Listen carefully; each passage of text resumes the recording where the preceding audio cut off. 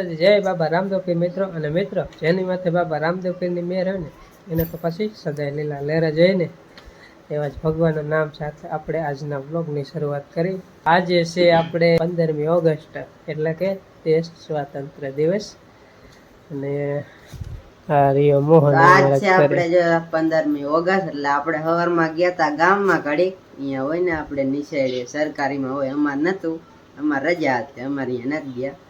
આપણો દેશ આજે આઝાદ થયો 15 ઓગસ્ટ 1947 આજ ઈદ આઝાદી નિમિત્તે આજ સરકારી શાળામાં બધે હોય ને ઉજવવામાં આવે. એ શૂટિંગ કરેલું છે. શૂટિંગ કરેલું છે, બહુ જાજુ જ નતું, થોડુંક હતું. થોડુંક શૂટિંગ કર્યું છે તો એ તમારે જોવાનું છે, બરાબર? હા, એ તમારે જોવાનું છે.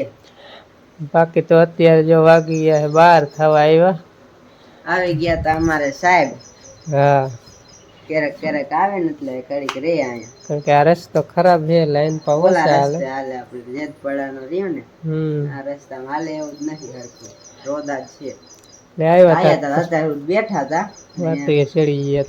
હા, નીંગણામ વાટી આવ્યા. કાબુ બાબુ મૂકીને આઈન બાજ હવે કઈક બનાવે છે. તો દેશ સ્વાતંત્ર્ય દિવસની બધાને હાર્દિક હાર્દિક શુભકામનાઓ. અને તમારા ગામમાં કેવી રીતનું બધું હોય નિશાળી બધું કોમેન્ટમાં કીજો, બરાબર? બાકી તો અમારે જો અહીંયા શું ખીચડી અત્યારે મેલી હે એમ એમ મોહન કેવું શાક ન ખાય તો ખીચડી મૂકો, ખીચડી મૂકો. એકાદ ગીત, બાફા મૂક્યા, એકાદ દેશભક્તિ ગીત તો ગા. ટોરામાં નવરા થાય દેખ ભક્તિનો ગીત ગાત.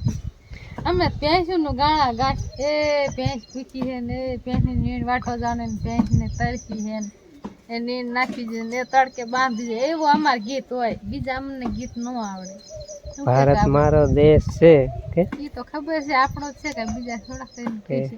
આપણે આપણાનું છે એટલે મગ બાફા મગ ને ચડાય, મગ ને છેણા, છીણા નહીં, મગ ને ઓલા છેણા ને મગ બે ની ડાયરેક્ટ આખા ના છીણા ને ડાયર હે અને મગ મૂક્યા હે. કે ના આજ કે માર શાક ન ખાવ, કઈ કે બાફો ને કે મને કે તીખું લાગે ને મોઢું આવી ગયું કે વઘારેલું નથી ખાવું આજ વસ્તુ, બરોબર. કીધું લાય બાફા મૂક દો. અત્યારે નવરા થયા તાર સુધી બેઠા હંધે આરામ કર્યો. લે અને હવે નવરા થઈને હવે કીધું આપણે મૂક દે મગ બાફા. થોડીક વાતો કરશું ત્યાં મગ હમણાં બફા જાય તો બપોરો કરી લે. આજ ખાવાનું કરવાનું હોય, રજા હોય કાંઈ કામ. એટલે આજ રજા જેવું છે હવાનું રહ્યો ને, કારણ કે ગામમાં ઉનમોહન તો બધાય નિશાળીને લઈને વહી ગયા હતા. અને અહીંયા બધું પ્રોગ્રામ તો બહુ જાજો નહોતો, એવું ખાલી રાષ્ટ્રગીત ને એવું બધું ગાયું હતું. એ બધું શૂટિંગ કરેલું છે, બરાબર? તો આજના વિડીયોમાં તમે એ જોઈ લ્યો, પછી આપણે વિડીયો કરશું અહીંયા પૂરો, બરાબર? તો જોઈ લ્યો હવે, હાલો.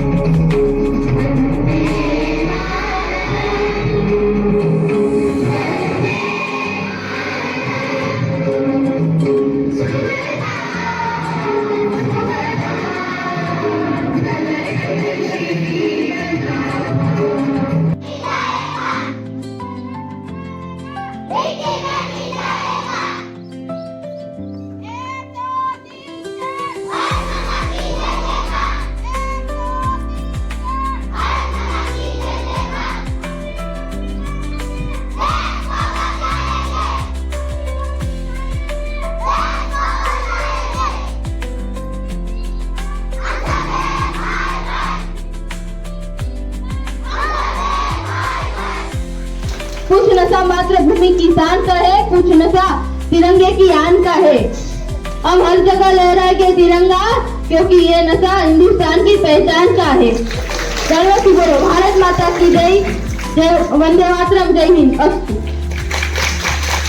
કિરણ ભરતરામ ધોરણ 7માં અભ્યાસ કરી હું બેટી બચાવ બેટી પઢાઓ વિશે થોડું આપણો દેશ અને સમાજ ઘણી પ્રગતિ કરે છે, પણ આગળ પણ પ્રગતિ કરતો રહેશે, પરંતુ હજી પણ સ્ત્રીઓને સન્માન જેટલું મળવું જોઈએ એટલું આપતા નથી, કેમ કે સ્ત્રીઓને હજી પણ મહત્વ આપવામાં આવતું નથી। આપણા દેશમાં પુરુષોની સરખામણીએ સ્ત્રીઓની સંખ્યા રોજ ઘટતી જાય છે, તે આપણા માટે ખૂબ જ સ્વચ્છતા વિશે થોડું કહીશ। આપણા જીવનમાં સ્વચ્છતાનું ઘણું મહત્વ છે। સ્વચ્છતા ત્યાં પ્રભુતા, સ્વચ્છતા ત્યાં સુંદરતા, સ્વચ્છતા ત્યાં પવિત્રતા, સ્વચ્છતા ત્યાં દિવ્યતા, સ્વચ્છતા ત્યાં તંદુરસ્તી। આ સૂત્રો આપણા જીવનમાં વણી લેવા જોઈએ।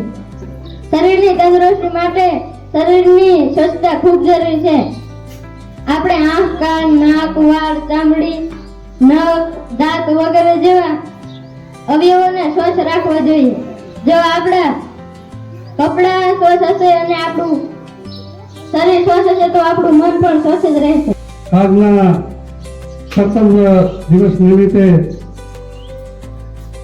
હું જાલી ગામના નાગરિક તરીકે આપના બાળકોના વાલીઓને બે શબ્દો કહેવા માંગુ છું કે આપણા બાળકોને સુરક્ષિત બનાવવા, હોશિયાર બનાવવા, તેજસ્વી ચારલા બનાવવા માટે આપણા ગામના શાળાનો જે ટાઈમ ટેબલ હોય ત્યારે બાળકોને નાહી ધોરાવી, સ્વચ્છ કપડાં પહેરાવી કાયમી માટે શાળાએ મોકલવું, જેથી કરી એના જીવનમાં આ વિદ્યા પ્રાપ્ત થાય। અને આ આપણું શાળા એટલે દિવ્ય મંદિર છે, જ્યાંથી તમારા જીવનમાં સરસ્વતી દેવીનો પ્રકાશ ફેલાશે તો તમારું જીવન કાયમી માટે સુરક્ષિત બનશે।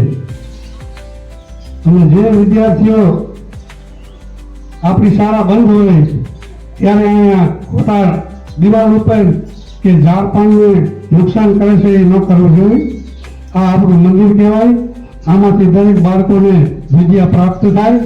કાયમી માટે તમે આ સરસ્વતી માતાને પગે લાગી પ્રાર્થના કરશો તો તમારા શરીરમાં વિદ્યા પ્રાપ્ત થવા માટે માતાજી કૃપા કરશે।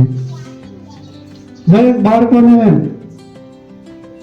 એ સમજવાનું છે, દરેક વાલીઓને પોતાના બાળકને સુરક્ષિત બનાવવા માટે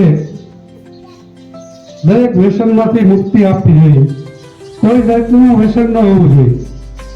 માવા, મસાલા, ગુટખા, પાંડલી, સિગારેટ, બીડી, દારૂ, ગાંજો, ચરસ અંદાજથી ખતરનાક દારૂ વ્યસન છે।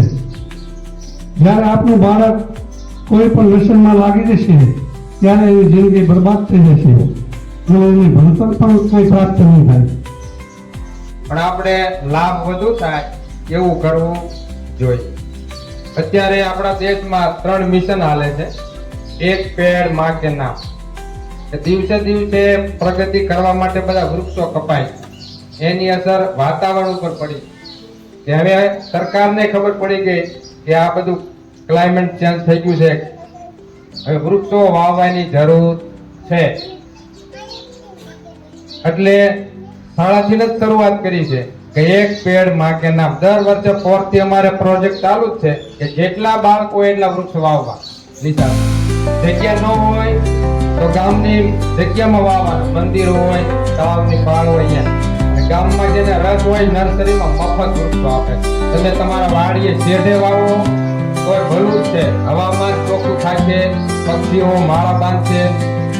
એટલા માટે એ એકંદર મિશન ચાલુ છે। બીજા નંબરમાં વ્યસન મુક્તિ, નશા મુક્ત ભારત। જે ટીવી જોતા હોય, સમાચાર જોતા હોય એને ખબર છે કે નશા મુક્ત ભારત બનાવવાનું છે। ક્યાં વ્યસનથી કેટલું નુકસાન થાય છે એ તમે જો। આપણી 50% કમાણી છે એ વ્યસન પાછળ વેડફી દે। થોડાક મોજ શોખ ખાતે આમાં કઈ મને શાંતિ મળે એટલા માટે આપણે તમાકુ, બીડી, ચલમ, દારૂ, ગાંજો, ચરસ, હેરોઇન લગાવી, પણ એમાં તમને શાંતિ મળતી નથી। ખાલી તમારો ભ્રમ છે, વ્યામ છે. કોઈ દી વ્યસનમાં શાંતિ મળે નહીં.